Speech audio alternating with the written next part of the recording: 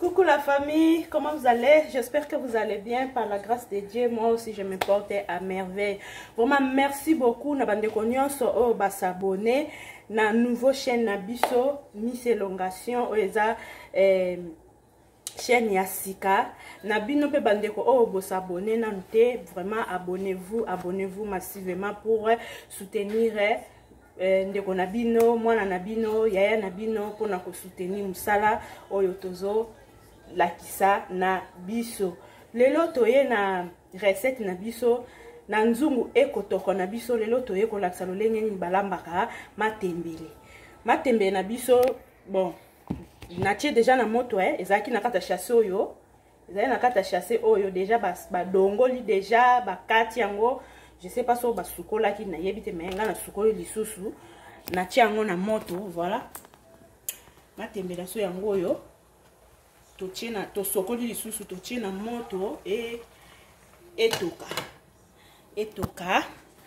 Maintenant awa bo comprendre ngai nazo mi filmer nga moko ba épices na biso yango oyo pona kolamba matembele na biso.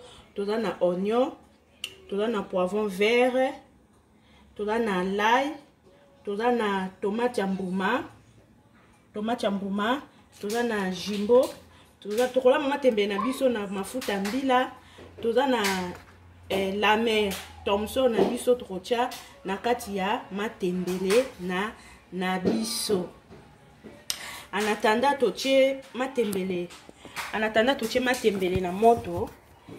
Vraiment je m'excuse nazo mi filmer nga moko bana baza mikie moya opesa mon téléphone ba filmer ngezate nazo mi filmer nga moko. En attendant totie matembele na biso na moto etoka to bongisa sikoyo to sa Thomson to longolango ba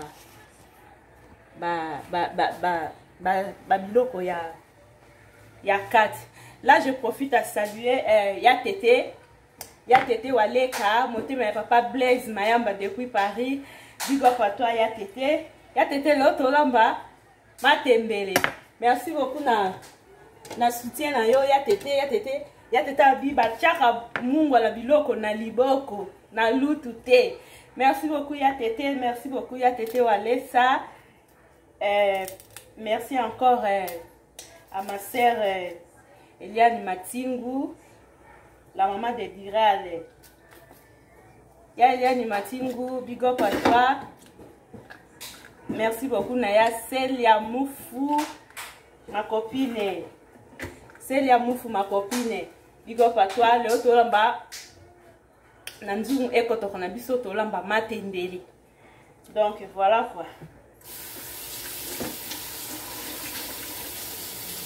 Pour la bande ko ba matembele ti matembele za les feuilles de patates douces. Les feuilles de patates douces biso to liaka biso ba congolais to liaka ngo. Mais ba pays mususu ba boaka ka ba pays mususu ba zoaka patate douce ba boaki ba feuilles wana. Mais biso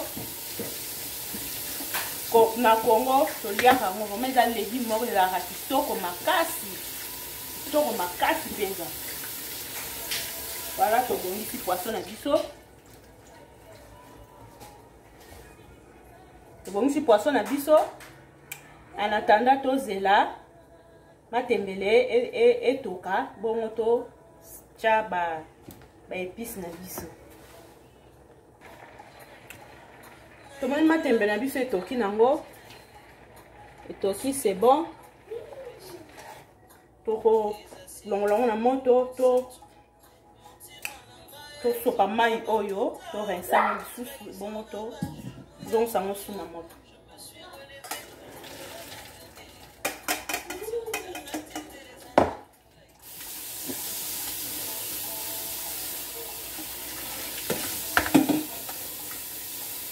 To rinçango po mai oyo to c'est déjà trop mwingo eza mwingo yango to rincer matembele na biso.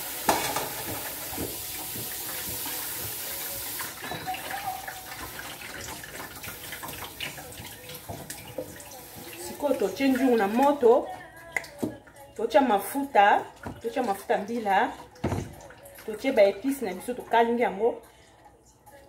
Après pour matembele na biso tokotia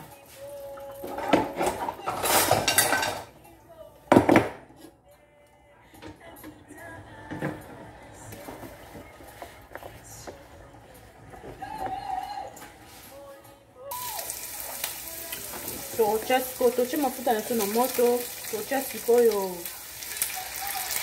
ba épice na biso.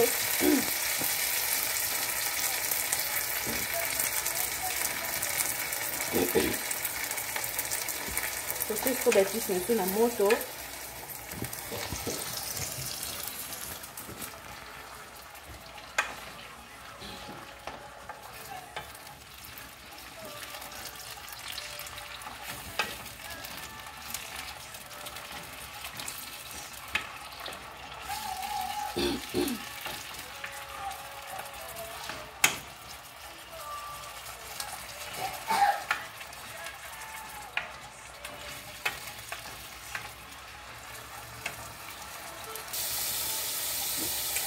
Totia sikoyo matembele na biso. Totia sikoyo matembele na biso na moto. Kazi nango na ba épice. Kazi na sikoyo matembele na biso na ba épice.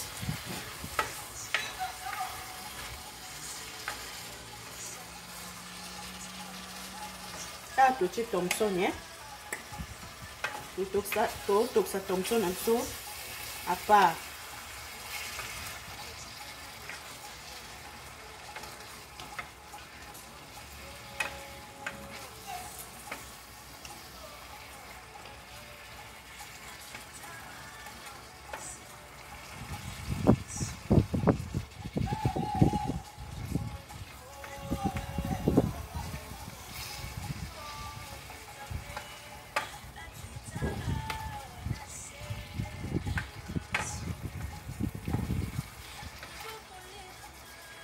Totikeli matembele na biso ta ekalingama na ba épice ekalingama.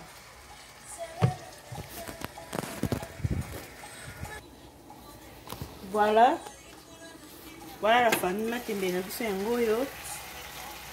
Siko tomi topanza Thomson toponi na toxine nanga nanu. Na toxine nanga Thomson à côté pour permettre ngai na longola mikuwa bien parce que et permettre nga na longola mikuwa bien parce que nga no liango na bane et permettre nga na longola mikuwa bien. Siko to panza Thomson na to longola mikuwa bongo to tia na matembele na biso. Bon,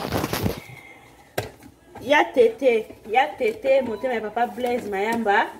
Ya teta lobaki mwasi atiaka mungu na biloko na liboko. Donc ya tete, merci pour notre conseil. La fois passée na tiaki mungu na biloko na lutu. Merci pour notre conseil. Vraiment merci beaucoup na bandeko nyonso tu o bazo pesa ba conseil, ba idée ndeni ya ko améliorer musala na ba commentaire na bino. Merci beaucoup. Siko to nito panza Thomson na biso to tia na matembele. Tokotia sikoyo Thomson na biso toucho panza. Topandi déjà Thomson na biso tokotia sikoyo na kati ya matembele. Tie boye.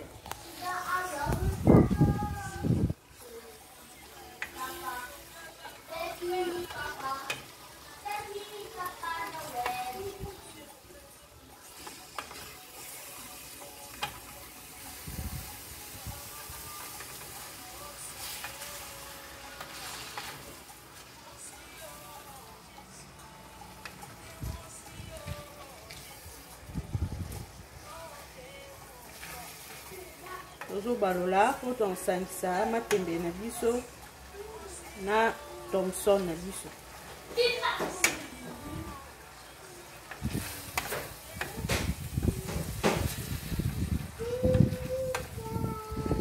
Wana olongola mikuwa hein. Pourquoi bana ba olia donc mona mikuwa. Totia siko ndambo ya mai mkiaka.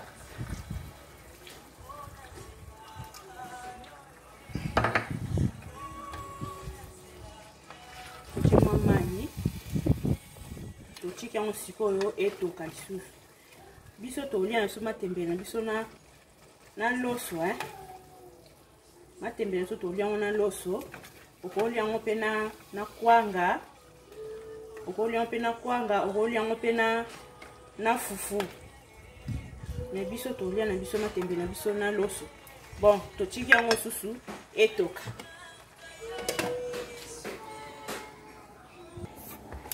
Vraiment un grand merci à Bandeko nyonso oyo va s'abonner na chaîne biso Miss Elongation.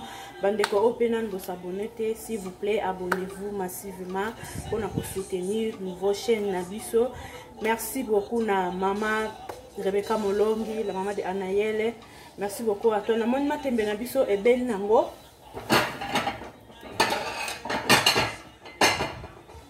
Matembe na biso e belle nango.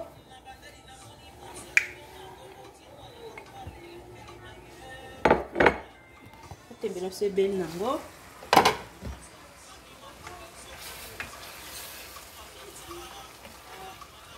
Matembe na biso e belle nango.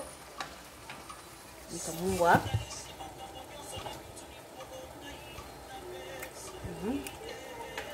Ça, c'est bon.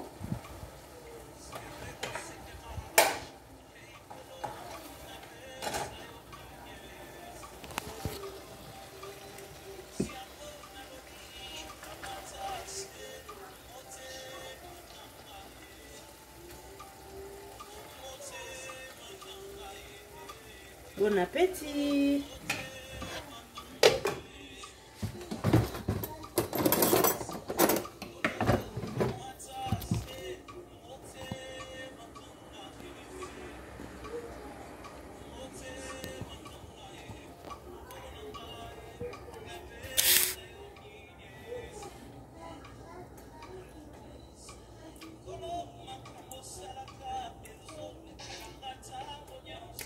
Bon appétit. Voilà, on se revoit à la prochaine vidéo.